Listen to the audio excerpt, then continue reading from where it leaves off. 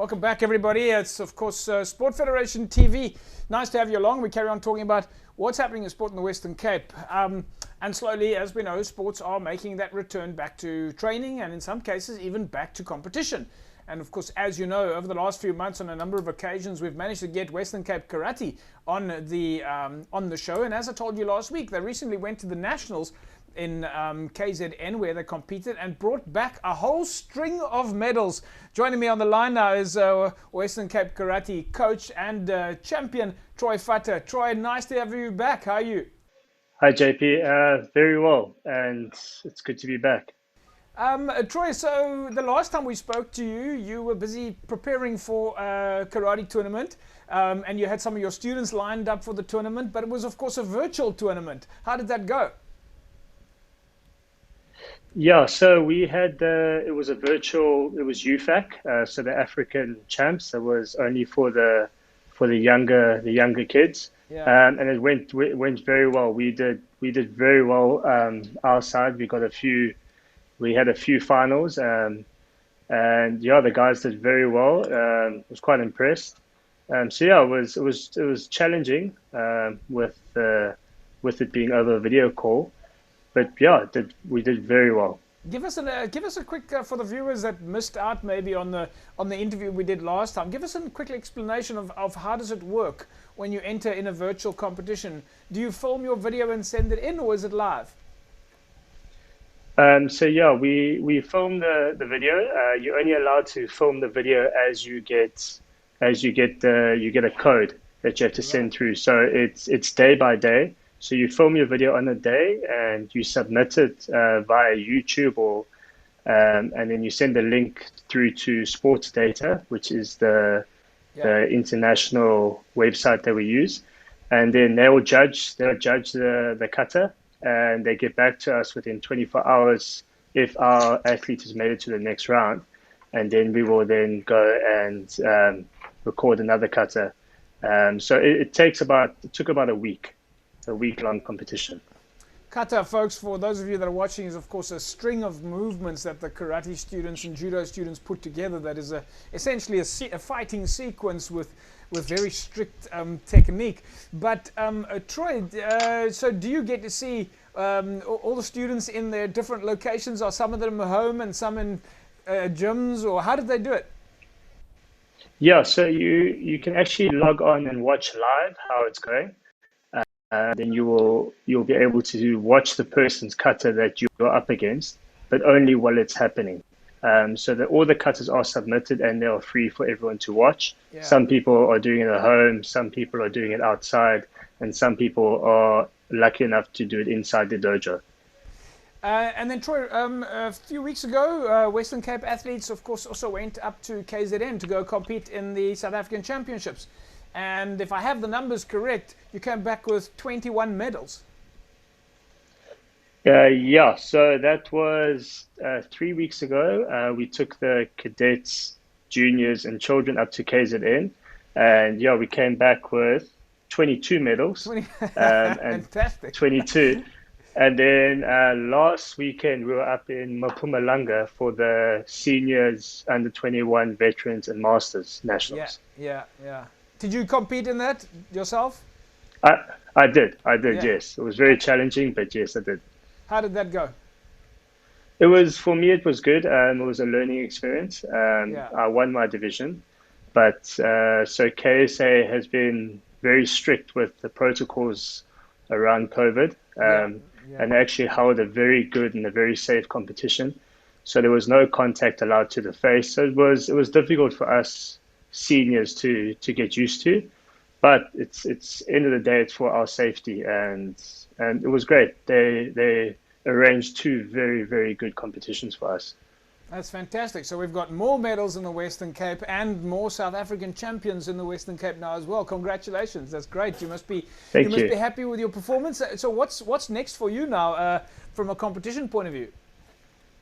So the next, on the 9th to 11th of April, we go to Bloemfontein, where we're having a league event.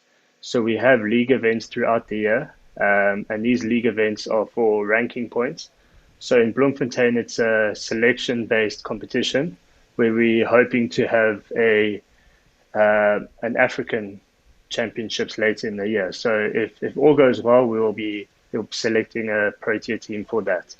I think just last week, Sunday, or I think maybe Saturday, Western Cape Karate with some of the local students were out at the Greenpoint Eco Park, putting on a bit of a display and showing the public that karate is active, and that you guys are, well, let's say that you're in good spirits. The students themselves, the dojos, the instructors, they must be thrilled to be able to be competing, to have this sort of interaction again. Yeah, definitely.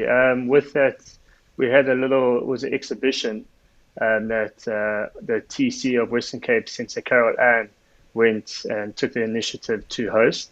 And it was just to give some of the kata athletes just a little bit of time to just put their kata out there live outside of their dojo. So yeah, everyone's excited, and in the beginning, everyone was a bit wary with COVID and everything that's going on. But with how strict KSA is being, with how strict Western Cape is being, everyone's getting a bit more confident now and a little bit happier that the year is starting and we won. When we talk about COVID and we talk about sports like karate, one always thinks that it's a contact sport and that you're going to be making physical contact. But in fact, with karate, you were one of the first sports to get back on the park, should we say, or in the dojo, or as you refer to it, on the tatami. And your students are in fact spaced away from each other. A lot of your training happens naturally happens at a social distance. That must be a little bit easier for you guys then, in terms of making sure that everything is COVID compliant and that the athletes and parents feel safe and comfortable. Yeah, definitely.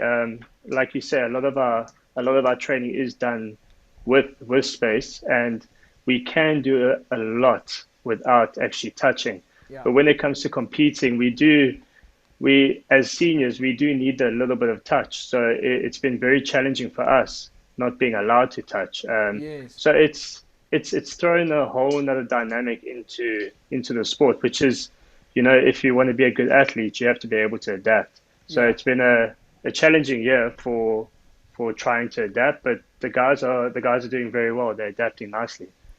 Talking about the athletes and adapting, are there a few athletes that you could give us their names that are doing really well at the moment? I mean, we know that they're all doing well. Obviously, you can't mention 22 names now in terms of medals. Plus, of course, your seniors that did so well this past weekend. But are there some big names that jump out for you? We understand that athletes like Michael Duplessis has got potential international rankings. Yeah, so with COVID, we've been struggling to get international, but in the senior divisions, we've got a lot of great fighters. We've got Jeffrey Jackson's son, Aiden Jackson, who shows a lot of potential. He really moves well on the tatami. He took a senior national title again last weekend. So for a youngster like that to be moving like that, he's doing very well. We've got a few under 21s that are coming up. We've got Lyndon Bailey, Chloe Rutgers, and these guys are really, really showing the seniors that they deserve to be there. There's a girl named Cassidy. She also moves very well, and internationally she does very well as well. So yeah, you would think that after a year of no competing, everyone would be a little bit back, but they've really stepped up. Some of them have actually come back better than when they left. But Troy, let's leave it at that, and I'm going to say to you, of course, congratulations on your performance. Thank you. Fantastic. We're absolutely so proud of the fact that we've got Western Cape athletes doing so well at a South African level, but also what you're telling us at an international level. So that's really great. And of course, your federation, Western Cape Karate and Karate South Africa, for being able to put the sport on at such a difficult time. So, you guys, from a sports perspective, from our side, big pat on the back, and we're really looking forward to following the progress of all the karate students and see how you guys are going. Awesome, JP. Thank you so much. Yeah, everyone's working hard, and we're doing our bit. Step by step, we'll get there. That's great stuff. Thanks, Troy. There we go, folks. Troy Futter, of course, a karate champion in the Western Cape, high performance coach. Athletes are really doing well in the world of karate in the Western Cape. Medals coming through. We've got South African champions, and we've even got some international contenders. And we really are so proud of our athletes here in the province. Folks, we'll take an ad break, and when we come back from the break, we'll carry on talking about what's happening in the world of sport in Western Cape. Back in a sec.